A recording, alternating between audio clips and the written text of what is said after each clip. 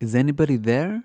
Because Assassin's Creed will be skipping 2019, Microsoft wants to lease you an Xbox One, and everyone is still going nuts over Battlefield 5 pre-orders. Ubisoft will not be releasing a new Assassin's Creed title in 2019, so that means that Ubisoft's next title will have an extra year of development.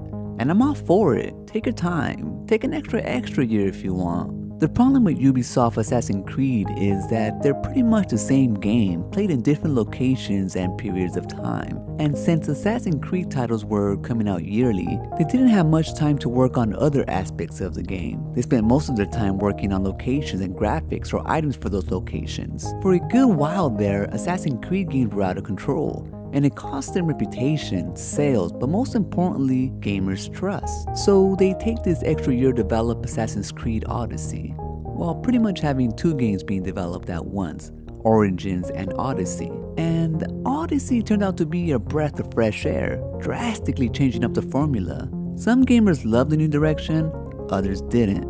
Either way, it was a smashing success. It was the first Assassin's Creed that I purchased since Black Flag, another title that changed up the series, even inspiring Ubisoft to develop a standalone pirate game. And the reason why I bought the game was because it looked like they actually cared for the project. Now, Assassin's Creed Odyssey is not a perfect game, far from it, but it's polished, well made, and well thought out. And I'm hoping that since Ubisoft is taking that extra year, I'll be pleasantly surprised by their next installment. Either way, in 2 years' time, I'm sure I'll definitely be ready for a new Assassin's Creed game. How about feudal Japan? Microsoft has announced Xbox All Access, a program where you can lease an Xbox One with Game Pass and Xbox Live for a 2-year monthly payment. Xbox Access is only available for a limited time and in-store only. If you choose to lease your Xbox, you can choose pay either $21.99 for an Xbox One S or $34.99 for an Xbox One X. Essentially, this offer will be for those who want to game but don't have enough money upfront to buy an Xbox. Microsoft is essentially going the route of smartphones and how carriers now finance their phones. In the end, the consumer will be spending about $550 to $850 depending on which system you choose. When you add up these expenses individually across 2 years, the costs end up being pretty much the same. I'm usually in the camp where if you don't have enough money for something, then you shouldn't buy it. That's how you get into debt. But if this is your only choice or hope to get into this generation of gaming, then I don't see no bad in this. Now, I wonder what happens if you miss a payment. Will they actually come to your door and pick up your Xbox? Or will they simply take you to collection? I guess we'll see.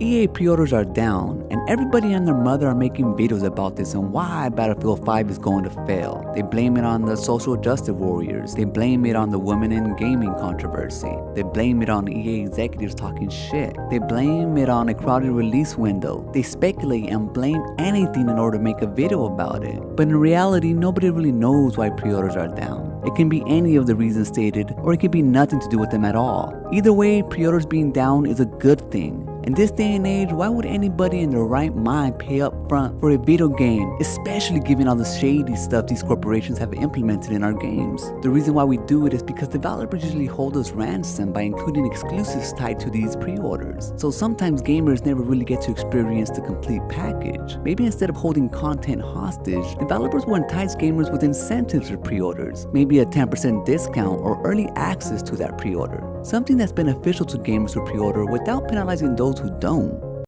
Why do you think Battlefield pre-orders are down? Have you been picking up Assassin's Creed yearly? Are you still playing Assassin's Creed Odyssey? What do you think about Xbox Access? Are you willing to pay a monthly fee for gaming? Is anybody there?